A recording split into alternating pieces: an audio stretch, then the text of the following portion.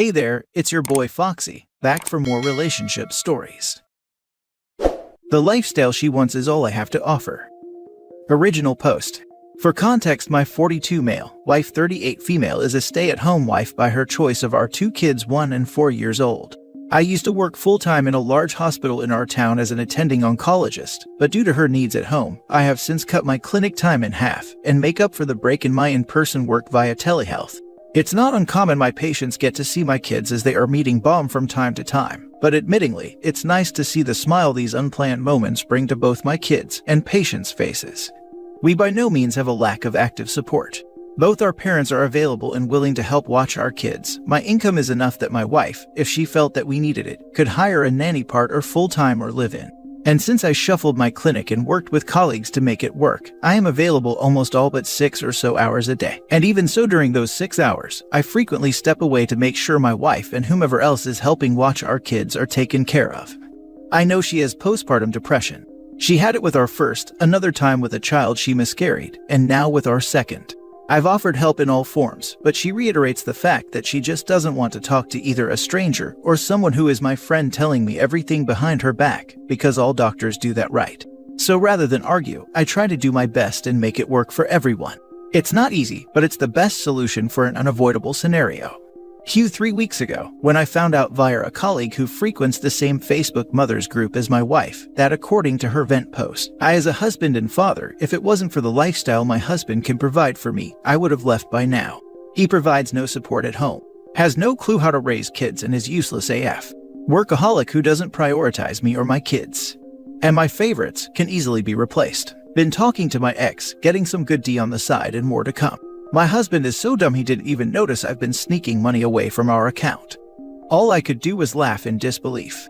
Equally as so at all the other mothers who cheered her on and encouraged her to get that D-sis, take everything he has.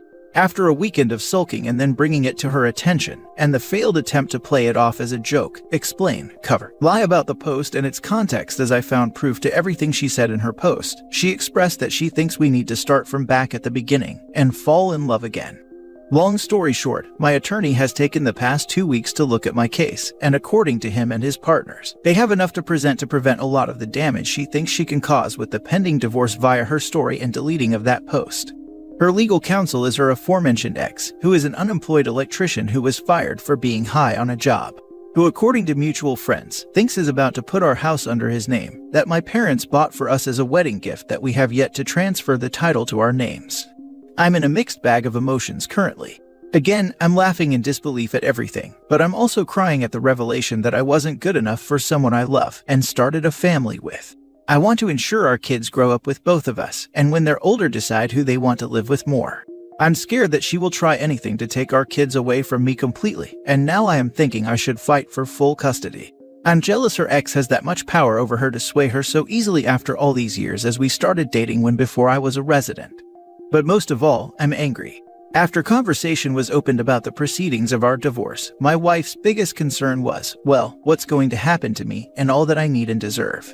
Her attitude she had when I told her, well, it's not like you don't have the means to go back to work like before. Her argument, it's not the same. How can I provide for the kids if I have to work? Before our kids, her annual income was around 65 to 70K a year, which by no means bad. For those wondering, I before any honorariums and external funds from private ventures, have a base of 355K a year. Nothing about the kids or her mother whom I financially and medically support because they did not have the means to do so. Nothing about us before, during, or moving forward afterward the divorce. It's only about her and what she wants and needs, and I wish our children were old enough to be able to comprehend all of this. Now for the top advice before reading the update. Get DNA tests on both kids as soon as possible. I second this. Who knows how long she's been carrying on with the ex. Sounds like the type that would have no problem passing his kids off as yours, so she can maintain a good lifestyle and still have him on the side. Definitely DNA test your kids. I'm also crying at the revelation that I wasn't good enough for someone. It's the other way around. She isn't good enough for you. Exactly. I was sad to read this part and see how OP is internalizing what she did and is not seeing his own worth as a result. First thing to do, get DNA tests for both your kids. Do it without letting her know, so that if they're not biologically yours, you will be the one who decides whether or not you want to keep being their dad. If they're yours or you decide to keep being their father, fight with everything you have for full custody. Your kids need stability and love. I don't see that your wife is able to offer either. Second thing to do is to ask your attorney to help you protect your assets, so that if anything should happen to you, they would go to your kids, but that your soon-to-be ex could have absolutely no way to get her hands on them. Once this is done, signed, notarized, and everything, let your soon-to-be ex know about it. You don't want to risk having an accident before the divorce is definitive. Good that the house is still in your parents' name. Leave that so until after the divorce. Tell your attorney to wreak havoc. Depending on the state he's in, the DNA of the children doesn't matter. If he's on the birth certificate, he is legally their father and legally responsible. And now for the update. First and foremost, thank you all for taking the time to share some positive messages and comments. I've taken the time to read all of the comments as of this update, and I wanted to give a little more background and info. My wife and I have been together for 15 years, married for 6. Never really was pressured into marriage, but with our plans to have kids, naturally it made sense for coverage and benefits. Her first stint with PPD with our first was a roller coaster and had the same problems minus the need for me to be home more and the infidelity. We made it through and was actually recovering positively from it up until she gave birth to our second. Personally, I knew this time around it would be like being hit by a truck. I just didn't expect this. Our kids are ours. Upon admission into the hospital, you can opt for paternity testing to be done right away. I didn't think much of it other than why not? I'm already paying for childbirth, might as well get everything that comes with it. STD panel, I'm in the clear. Once I found out everything, I went and had a full panel of lab work done while I was at the hospital for my clinic. I am not out to make this a revenge story. As I said, this was 3 going now on 4 weeks ago. Throughout my life, I had theoretical contingency plans and paperwork on hand if needed for many what-if scenarios, like living wills, power of attorney, a list of trusted executors of X matters, and so on. On that note, I suggest anyone who does not have that lined up to please do. I've been in many situations where family members literally have gone to war in the hospital over unexpected events. I don't plan to drag this out longer than necessary, and to be honest, I would have nothing to gain from potentially financially ruining her and her new partner in crime. I am still hashing out the details, but thanks to the support of the people around me, not only have I consulted with my attorney and his partners, I have also had conversations with a previous judge and other tenured lawyers in regard to how can I make this an amicable settlement. For the record, I love my wife, I just hate who she had become. PPD is a sickness, as another poster stated. It changes a person, and in some cases, it's like a switch. If this was who my wife was truly and hid it for the past 15 years, I can't say anything other than it is what it is. No, I'm not looking to make amends and try again. I've made it clear to her, her family, her friends, that I'm done. My focus on life was at one time the 3 of them, but now it's only for our kids. I have not and will not kick my wife out until either one. I am forced to, or two. My attorney states it's best she leaves.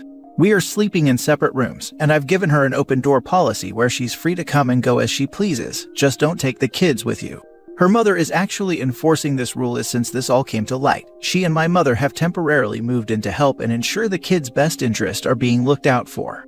At the end of the day, she is still the mother of my children, to me that still deserves some merit given the circumstances. I won't give any false pretenses that I want us to work it out and still play house. She could pack and go live with her ex for all I care, but I could not in good conscience leave her to sleep in her car or wherever else due to my actions. We live in a one-party consent state. My wife also seemed to forget that our house has a pretty robust CCTV system that has a 24/7 surveillance that is saved. I'll spare you the details of the proof found in the system. With that, phone, bank, social media, and her GPS tracking records, my attorney is having a field day.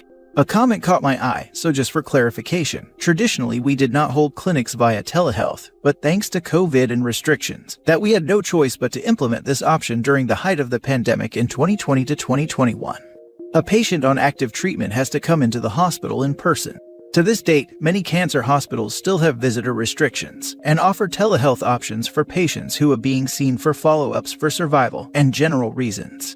Many of the larger academic centers have also implemented teleservices for clinical research in which we also explain protocols and collect their informed consent. I do not only work 6 hours a day. I dedicate 6 hours when working from home solely to work and still report in person for clinic twice a week, and I'm on call 1 weekend a month. My apologies if there is a delay in updating. More than likely I will later do so again this week, given my schedule and meeting with everyone regarding my next moves.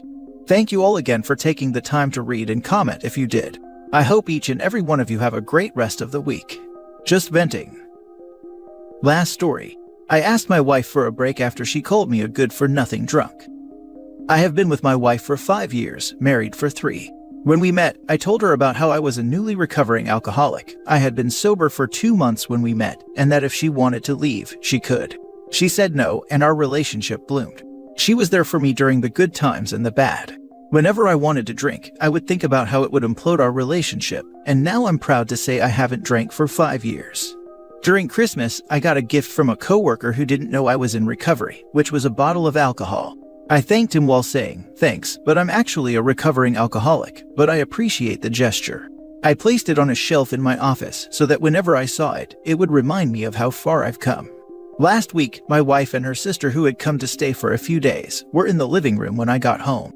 My wife was upset, and her sis was consoling her. Obviously, my first thought was, is she okay? My wife looked at me and took out the bottle that had been in my office. However, the thing was half empty. She asked me how long I'd relapsed for. I told her not since 5 years ago. She wouldn't believe me. She said that her sister said she saw me drinking with her own 2 eyes, and that she was right, that I was a good-for-nothing drunk and I always would be. The word stung. I couldn't believe my wife, who I'd loved for 5 years, would say that. So I just quietly got my stuff and started to walk out the door. It took everything in me not to cry, and I'll admit I was pretty shaken up. As soon as I sat in the car, the tears started coming. I went to the bar to forget about it. I almost drank but decided not to, as it would prove what she said about me. I left and went to my mother's house. She believed me and welcomed me in, and I've been staying here for the week, working and trying to not think about my wife. Today she called me, crying, and said she was so sorry for not believing me. Apparently her sister was the alcoholic, and when my wife had found the bottle, she put the blame on me. That day my wife had found her drinking the rest and kicked her out. Have to say I was glad. She then asked me if we could forget this happened. I said no, that it was too painful, and that I wanted to take a break to see if I wanted to forgive her. She got angry and hung up. So there it is. I'm sitting here in my old room at my mother's house, with no house and no wife. I can't believe that's where I am right now. I'm still thinking about things and just thought I'd share. Got any advice? Now for the advice. She's been waiting long time to break that one out, huh? Yeah, no one just pulls that phrase out of thin air. Yup. Sounds like she's waiting to let it rip. Lots of bad signs here. That she believed her alcoholic sister over her alcoholic husband. That she has been holding on to this judgmental resentment for OP's prior alcoholism, despite the fact that she had never even been around him drinking. That she thought she could just blow it off and OP would forget about it. And that she's angry that he didn't. Obviously there's more to the story, always is. But from what you've described here, your wife sounds self-centered and mean OP. She has no right to be angry at you. She needs to earn your trust if she wants to make this work, not vice versa. Although if you can't go back regardless, I totally understand. I support you either way, and I'm very proud you've remained alcohol-free this whole time. Congratulations on staying sober for 5 years. That is an accomplishment that you should be proud of, and I am so sorry that this happened to you. I am glad that you stayed strong and didn't take that drink at the bar. You are not a good-for-nothing drunk. Your wife was extremely disrespectful to you when she accused you of drinking, and again when she hung up on you. She has no right to be angry with you as you are the injured party. You have every right to take some time to get yourself together after being blindsided like that. Please stay strong and go to meetings. You deserve better than the way you were treated. Good luck. Your wife does not want to be held responsible for her actions. She is trying to manipulate you to get out of it.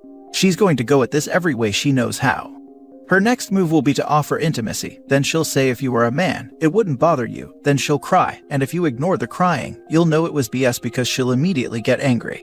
She'll going to bring up every intimate thing you've ever told her and throw it in your face. Do not get angry nor react. Anything you do now will be exaggerated when she retells the story. That's why she's doing it, so she can score social points and get others to take her side and make you question yourself. Just let her be hysterical. You did everything you could. Good job. If you do this, there's a chance she'll confront what she did and take accountability. Once she does that, and only if she does that, can you decide if you can continue your relationship. Good luck. I'm proud of you. 5 years sober is nothing to sneeze at. Your wife needs to hold herself accountable for her behavior. If she doesn't, then I can't see how this relationship will work. Regardless, before you try to reconcile, you gotta get her to commit to doing couples therapy to work through this. You pick the therapist and you don't move back until at least a few sessions. She hurt you in a horrible way and needs to understand that there's a lot of trust she needs to work to rebuild if she has any hope of making things right. Don't allow her to rug sweep, and don't you rug sweep either. She wronged you. If people who you're close to ask why you're staying with your mom, tell the truth. Not in a vindictive way, and maybe not the whole truth, but enough to say she's screwed up and you need space. This is the proper answer. This kind of thing cannot be ignored. But if this is the only problem they're having, then it is definitely worth looking into couples counseling. They need to look into why she so readily believed he had relapsed, with no signs other than a half-empty bottle, and why her initial reaction was to reject OP instead of getting him help, like a supportive wife would do. I can't imagine rejecting my husband and imploding my perfectly happy marriage over a half-empty bottle and a well I saw him drinking alone. She also needs to go no contact with the sister who would steal and lie to them like this.